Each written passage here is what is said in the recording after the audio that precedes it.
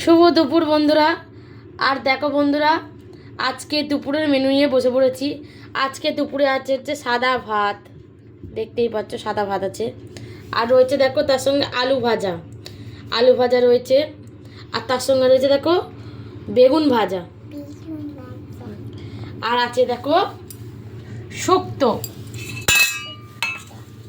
বড়ি দিয়ে, আলু দিয়ে, বেগুন দিয়ে, আর উচ্ছে দিয়ে শুক্তো করেছি।